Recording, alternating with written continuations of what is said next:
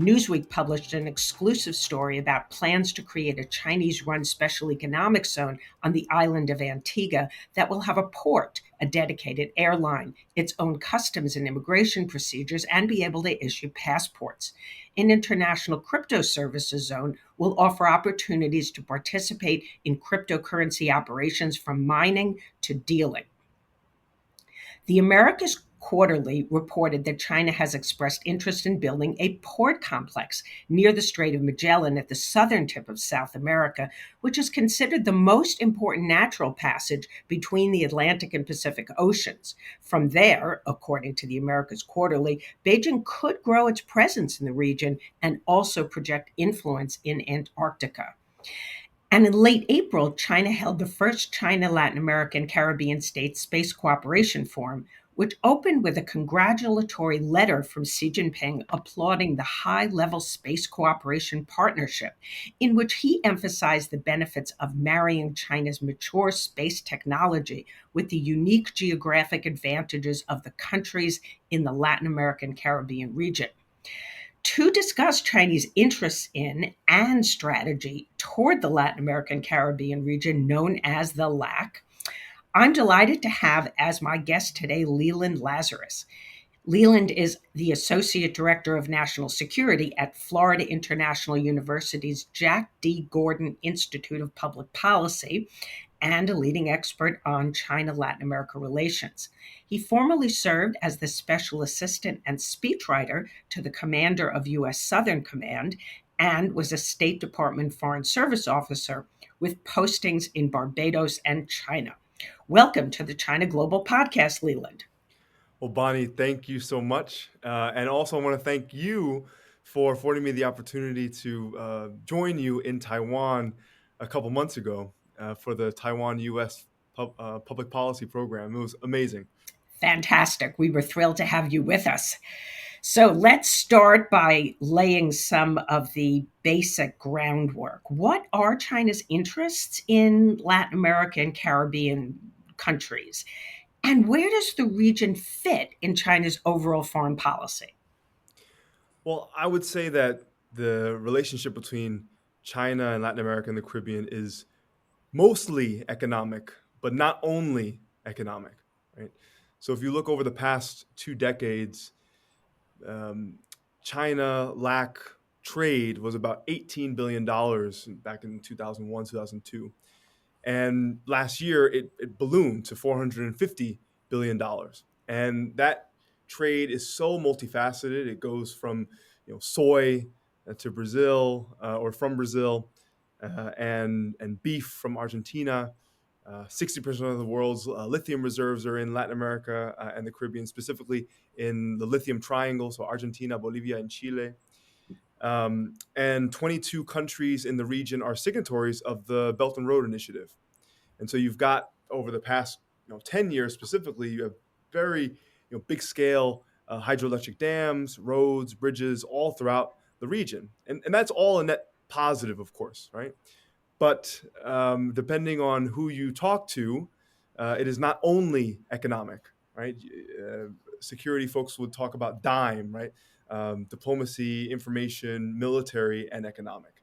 And so the economic relations that China has been building has also expanded its diplomatic fronts, right? In order to get countries to support a community of a shared destiny, right? And of course, Belt and Road. And also to pressure countries, specifically the 7 of the 12 countries in the world that still recognize Taiwan are in this region. So try to pressure those 7 to switch diplomatic recognition, information to have a more positive view about China, and then increasingly potential security dimensions of various projects and the dual use of those projects as well. So you mentioned the Belt and Road Initiative, which, of course, hit its 10-year anniversary last year. How has that initiative, which really is part of Xi Jinping's flagship foreign policy achievements, as he claims, how has it been implemented in LAC countries, and how has it changed over time, and where has it been successful, and perhaps where not been so successful? Well, I think over the past decade, various countries around the world have seen the good, the bad, and the ugly of Chinese BRI projects over the past decade. And Latin America and the Caribbean is no stranger to that. One infamous large-scale project in the region that now everybody knows about is called the Coca-Cola Sinclair Dam. It's a hydroelectric dam that was built in Ecuador by a state-owned enterprise called Sinohydro, and it was completed in 2016. It was going to give megawatts of electricity to a rural area in Ecuador along the Coca River. And you fast forward to today, and now it's got 17,000 cracks in it. It's causing environmental erosion along the Coca River. It's impacting local indigenous communities. And now the Ecuadorian government is suing Sinohydro for that kind of shoddy work, right? So you have instances of certain projects throughout the region that have been engaged in corruption or labor violation or environmental damage and things like that. Not all, of course, right? But certainly quite a few. And so we've been seeing over recent years how Xi Jinping has been focusing on how BRI is going to be, xiao'ermei, right? Small but more beautiful. And we're seeing that playing out in Latin America and the Caribbean as well. You're seeing a transition from funding these large-scale infrastructure projects to more smaller and more targeted projects specifically focused on renewable energies. And I want to lift up the research of a great colleague and mentor of mine, Margaret Myers of the Inter-American Dialogue, who a couple months ago came out with a great insightful report on Chinese new infrastructure projects, right? Think electricity grids, think electric vehicle manufacturing plants, and the export of solar panels as well. So we're seeing that happening in Latin America and the Caribbean, as well as elsewhere in the world. As of late 2022, Power China apparently had more than 50 ongoing projects across 15 Latin American countries. So, why is China investing heavily in energy development in the region? Well, because the need is definitely there. Think about this statistic, and this was from a recent Economist article, that 60% of all electricity generated in Latin America and the Caribbean comes from renewable energies, right? And you see that need from the domestic side in Latin America and the Caribbean, and then on the other side, from the China side, you're seeing how there's an increased investment in the Xinsaniyang, right? The three types. You've got electric vehicles, you have lithium ion batteries, you have solar panels. And so there's been a massive increase of Chinese exports of those three sort of renewable energy components in Latin America and the Caribbean. Think about this, from 2021 to 2023, the amount of EVs and solar panels and lithium ion battery investments from the part of Chinese entities in Latin America and the Caribbean almost doubled, from about 5 billion to almost 10 billion. And 99% of the solar panels that have been imported to Latin America and the Caribbean come from China. And of course, you also have other examples like State Grid, like you mentioned, just bought two Chile's largest electricity distributors, right? And then also in Peru, various Chinese entities have also are set to control a lot of the electricity in Lima.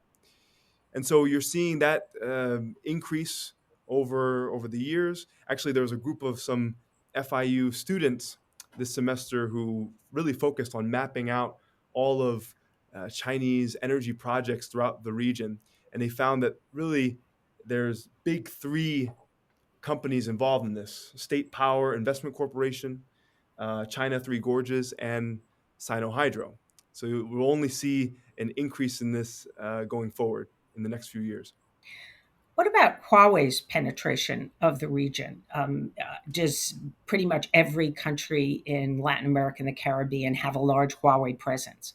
Yeah, well, it's interesting because folks have sort of looked at Huawei's presence as something new in the region, but especially with regard to 5G.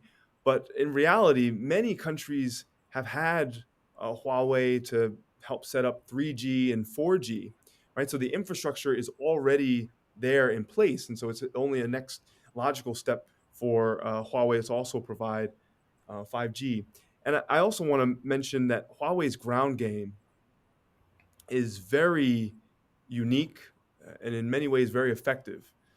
Another colleague of mine, Julie Zeng, here in FIU, she just finished a report about Huawei's expansion in Brazil.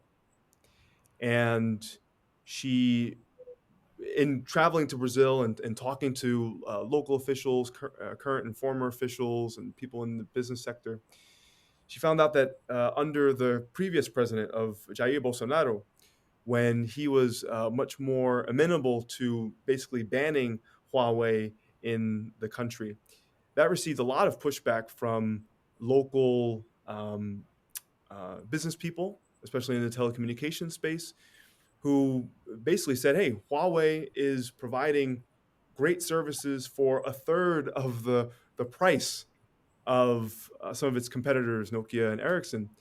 And so it only makes economic sense for Huawei to be in Brazil. And Huawei also decided to work with a former president, Michel Temer, in order to help to advocate for Huawei in local legislatures and things like that for Brazil. And of course, now the current president, Lula da Silva, he traveled to Beijing last year and visited Huawei headquarters. And so it seems as if Huawei's ground game is quite effective in recent years. Peru has been in the spotlight because of a new megaport, Chancay, which will be inaugurated at the end of the year. Apparently, it's 60% owned by COSCO, China Ocean Shipping Company, which, of course, is one of the largest shipping companies in the world. And this year, Peru is going to host APEC, the Asia Pacific Economic Cooperation Summit. What's the role of Peru in Beijing's strategy toward the region? And, look at it from the perspective of Peru. What's their interest in an approach to China? Well, the way it works now, right, without the port of Chancay, is, of course, Peru exports a large amount of copper to China and, of course, other products. But right now, usually all that copper and other resources are shipped to the port of Callao, and then the container ships have to go up north to either the port of Manzanillo in Mexico or the port of Long Beach in California, and then it gets, of course, put on larger ships and sent across the Pacific. In total, that takes about 35 days for products from Peru to reach ports in China. The port of Chancay, once sort of finalized, would cut that down by 10 days. And so you're saving a lot of time, you're saving a lot of money, and you're opening up a direct path between Peru across the Pacific to China and elsewhere in the Pacific. This is very advantageous for Peru, of course, that continually wants to be seen as sort of a Pacific power as well. That's why it's a huge honor for Peru to host APEC later on in November. But there are also real concerns about the port of Chancay.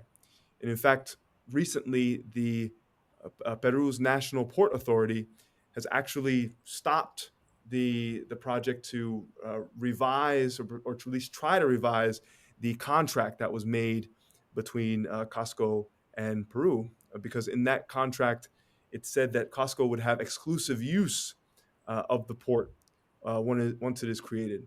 And so they're trying to really renegotiate that going forward. We'll see what will eventually happen because I understand that Xi Jinping will visit Peru for APEC. And if this project is not kind of inked out by then, it could be a diplomatic fiasco.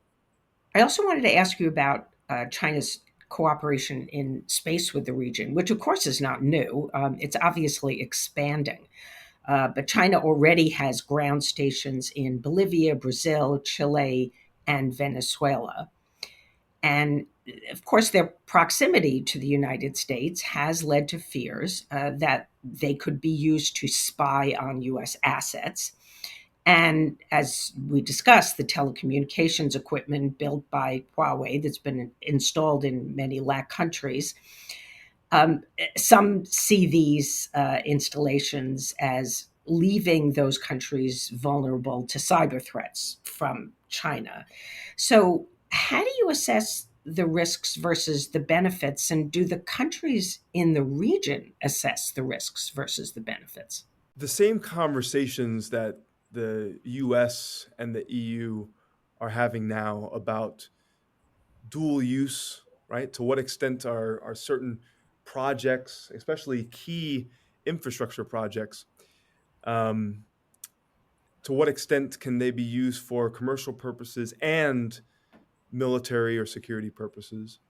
And also, to what extent should our supply chains, should our economic trade be so dependent on certain countries that might not necessarily have our best interests at heart? So that same debate that's happening in the U.S. and the EU and elsewhere is also happening in Latin America and the Caribbean. And just like what you said, Bonnie, I mean, there are various space facilities in the region. There are 11 in total. The most famous being Neuquén in Argentina. It was a space, or is a space ground station that was built by a subsidiary of the PLA Strategic Support Force. And the terms of the agreement for that ground station is that local Argentine officials can't actually access it, right? And so there's a very real concern that the same kind of technology that are in these ground stations and these satellite dishes that are, sure, they could be tracking Chinese satellites, they could be doing space research, but the same technology could also be used for telemetry and tracking of adversary or competitor satellites as well. And so that's the huge concern there. You're also seeing a ongoing debate about the potential dual use in telecommunications networks, safe city and smart city programs. Now, security is a huge issue in Latin America and the Caribbean, and so various cities across the region are looking to see what is the latest technology that we can use in order to try to keep our people safe from the wave of violence from transnational criminal organizations.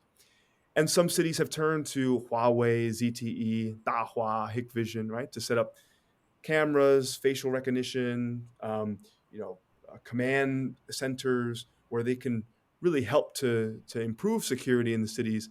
But there's an ongoing debate about to what extent is all that information collected going back to Beijing for potential espionage purposes or potential collection purposes of even U.S. assets or individuals who are in those countries. And then last but certainly not least is ports. We mentioned the port of Chancay, but there are actually more than a dozen, if not dozens, of ports around the whole region that have been financed, constructed, or operated by various Chinese companies. And there is a very real concern that some of these port projects, especially ones that are around strategic lines of communication like the Panama Canal, like the Strait of Magellan, that they could be used for espionage or military purposes later on down the line. And it's not that far-fetched, right? I mean, we've already been seeing certain trends elsewhere around the world. I immediately think of the port of Khalifa in the United Arab Emirates, of which the Wall Street Journal had reported that a Chinese company was building it for commercial purposes, and then intelligence had sort of seen that there could be a military facility on it, or the Ream naval base in Cambodia, right? Which recent reporting shows that there's permanent PLA Navy presence there now. Even the military base of Djibouti, right, in East Africa, was originally created as anti-piracy. It was just going to be sort of a logistics and anti-piracy base, and then over the years, it is now expanded for broader military purposes. And so, if you see that happening elsewhere, there's a real concern that that could happen in the next 5-10 years, or God forbid, if there's ever a conflict over the Taiwan Straits, and Chinese entities would want to put pressure on U.S. assets the way that we put pressure on China and its neighborhood in the Indo-Pacific. Then these port projects in Latin America and the Caribbean become ever more important in that regard. Can you talk a little bit about the receptivity of LAC countries to China, and maybe distinguish a bit between government and public opinion? If you look at public opinion polling, what does it tell us about the attitudes of some of those countries toward China, and particularly compared to attitudes toward the United States? We see all around the world, there has been, especially in developing countries, I think, a growing criticism of the United States, negative opinions about the United States, certainly not everywhere. But what does it look like in Latin America and the Caribbean? Yeah, well, last July, the Pew Research Center had done a global sort of survey about the world's perception of China. And man, China's report card was very, very low, right? Especially in, of course, the US, EU, its neighbors, Japan, South Korea, and so on. However, its report card was highest in two regions: Africa, Latin America, and the Caribbean. And we got to ask ourselves why. Why is that? And I think that there are potentially two explanations for that, right? One is, I heard this time and time again when I was in government, either in the Department of Defense or when I was a foreign service officer as well in the Caribbean, was this sense of frustration with the lack of attention that the U.S. was giving to the region. Of course, there's a focus. You even look at our national security strategy, where they automatically, say China is the pacing challenge, Russia is the acute threat, and so the vast majority of our time and our resources go towards Indo-Pacific, goes towards Europe. Makes sense. But I have long believed that we, or rather Washington, is ignoring Latin America and the Caribbean to our own peril. And as the U.S. has been focused on those other priority regions, China has made some real significant inroads. And they have a really strong, full court press when it comes to media engagement. Right, so you've got great ambassadors, Chinese ambassadors with complete fluent Spanish, right, who are now engaging in TV interviews and putting out op-eds to give China the space, give it its 话语权, right, its discourse power. But not only that, you also have Chinese media networks entering into local content sharing agreements with various news outlets throughout the region. And so, CGTN, CCTV, Xinhua, so on and so forth, are putting out their content in the region.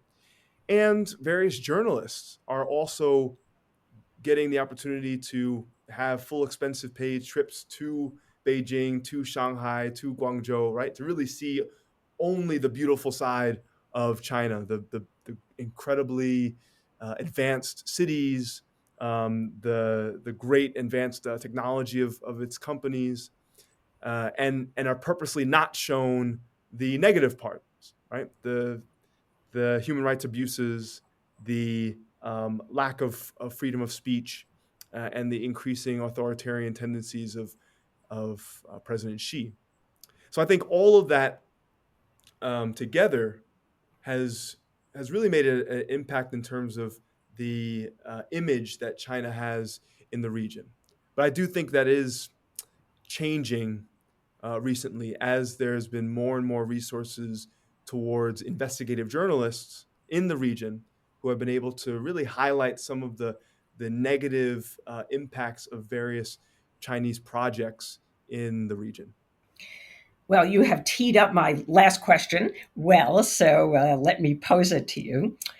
Putting on your policy hat, what should the U.S. be doing to protect and advance U.S. interests? And, what is the best way to compete with China in the region more effectively? Well, actually, this week I just attended what's called the Chiefs of Mission Conference. And this is hosted at U.S. Southern Command, where I used to work. And every year, Southcom convenes all of the U.S. ambassadors throughout Latin America and the Caribbean and other interagency leaders. Think Commerce Department, USAID, Export-Import Bank, everybody who was everybody in the region was there in that room. And I left encouraged. I think that Washington and the relevant stakeholders, they get it. They understand that we need to provide a viable alternative to what China is providing in the region. And there are programs happening right now in order to really provide that alternative. One is what the Biden administration calls the America's Partnership for Economic Prosperity, or APEP. Right, this is the Latin America version of the Indo-Pacific Economic Framework, and it focuses on workforce development for the digital economy and environmental protection and sustainability. There are 12 countries that are a part of it. I think the two crown jewels of APEP are Costa Rica and Panama. Both of them are really leading in being key nodes in the U.S. nearshoring or friendshoring for semiconductor supply chains. They will be two key areas where there will be advanced semiconductor packaging and testing. So those are the two areas. Costa Rica also has a digital center of excellence where various young people from across the region will be able to go there and learn about cybersecurity, artificial intelligence, quantum computing, and really all the jobs of the future. You also have the Development Finance Corporation, which is now giving almost $10 billion in resources to the region in FY23, and its various projects from supporting critical mineral manufacturing in Brazil to a debt for nature swap, I think one of the largest in the world in Ecuador. You have the USAID, right, U.S. Agency for International Development, and the DFC both signing recent agreements with Taiwan's International Cooperation and Development Fund, ICDF, on joint development projects in the region. So you're seeing this momentum building. It's really, really great. Obviously, there needs to be more, but Washington absolutely gets it. U.S. Southern Command absolutely gets it. And I'll sort of leave off with an anecdote, which is Argentina, right? Before just maybe a year or so ago, Argentina was considering potentially buying the JF-17 aircraft from China. There wasn't too much pushback about the Neuquén space facility, and all indications was that a Chinese company was going to be able to build out that port along the Strait of Magellan that you had mentioned. Well, now there's a new president in office, Javier Milei, and the commander of U.S. Southern Command, Laura Richardson. She visited Argentina just last month, and her and Milei both met in the town of Ushuaia, right, where that port would have been, and they inked a bunch of agreements on cooperation. And then Milei also went on to visit with Elon Musk for Tesla in order to potentially talk about exploring lithium and how Tesla could use sort of Argentina lithium. And then he also traveled to Denmark in order to buy F-16s, right, instead of the JF-17s. So this is a perfect example of again, how the narrative is shifting and how the relationship is shifting in recent years. And I can only hope that it will continue for years to come.